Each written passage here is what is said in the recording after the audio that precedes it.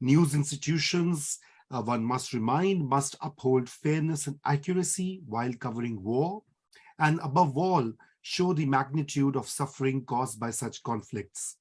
According to the latest estimate from the UN, the war has displaced 6.6 million people within Ukraine. It has further led to a recorded total of 6.3 million people crossing international borders from Ukraine to neighboring countries, including Poland and Moldova, and 13 million people are estimated to be stranded in dangerous places or unable to leave for security reasons. The recent shelling at the Zaporizhzhia nuclear plant in southern Ukraine has caused further risk, with the threat of nuclear accident imperiling the region and leading to calls for evacuation today. To address these intensifying humanitarian crises, the United Nations and other multilateral institutions must intervene to contain Russia and pave a path to a peaceful resolution of this conflict. And it is the responsibility of media organizations across the globe to demand these institutions begin peace building.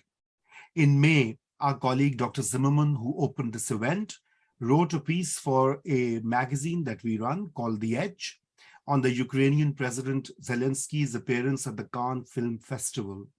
Her observations reflected trends in media beyond the festival.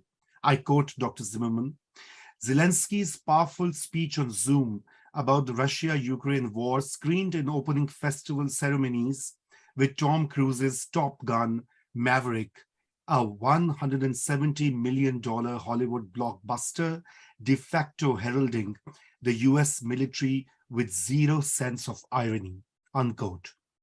Where few calls for peace are found in corporate journalism, stories instead proliferate, reciting or regurgitating intelligence from US government sources, reporting on Russian military purchases, and cheering on further military aid.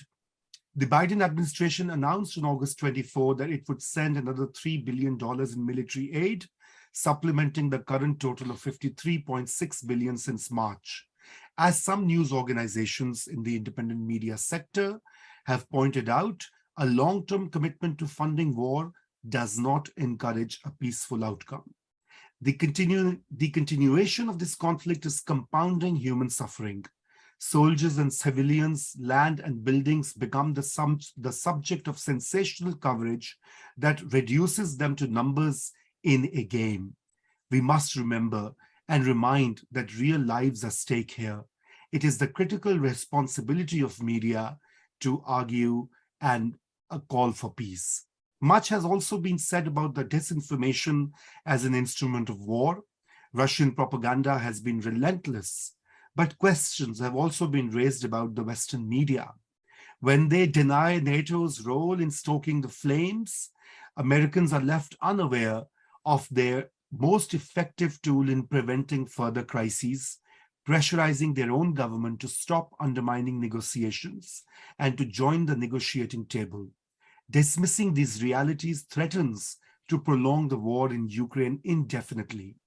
To quote a media critic in the US, a leading one, who works at fair.org, the current crisis with the US and Russia about Ukraine is the test of many things, not least news media's ability and willingness to disengage themselves from these frozen narratives, from uncritical parroting of official sources, and from the devastating idea that diplomacy's weakness and massive violence or threats of continued massive violence are the best ways to address conflict. I end here